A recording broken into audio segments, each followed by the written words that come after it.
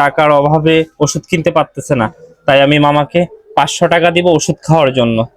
প্রিয় দর্শক বন্ধুরা, যে মামা একজন হবে, উনি খুবই অসহায় মানুষ, অসুস্থ, টাকার অভাবে চিকিৎসা করতে পারতেছে না।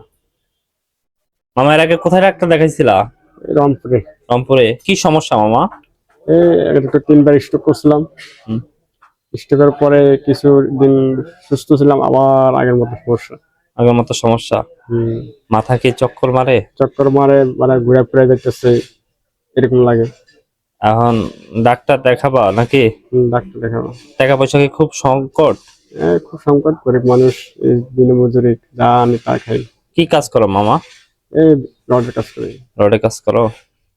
রডে কাজ করে বেতন কত দেয় হাজিরা? 450। 450 টাকা? এই 450 টাকা দিয়ে হয়? চলে কোন রকম কষ্ট চলে। ফ্যামিলিতে কয়জন আছে? 3জন। 3জন। কে কে? আমার ওয়াইফ, আমি, আমার ছেলে।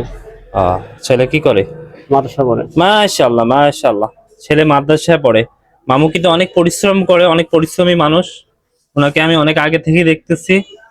তো আমার ছেলের জন্মদিন উপলক্ষে আমি কোনো বাজে পার্টিতেও টাকা নষ্ট করব না। মামা মামা আমার ছেলের জন্মদিন 2 বছর পূর্ণ হয়েছে, আমার ছেলের জন্য দোয়া করে মামা। এই যে তুমি 500 টাকার ওষুধ খেয়ে, হ্যাঁ মামা? ঠিক আছে, তুমি খুশি তো মামা? হ্যাঁ খুশি, আলহামদুলিল্লাহ। আলহামদুলিল্লাহ আলহামদুলিল্লাহ। মামা একটা হাসি দাও তো। মাশাআল্লাহ।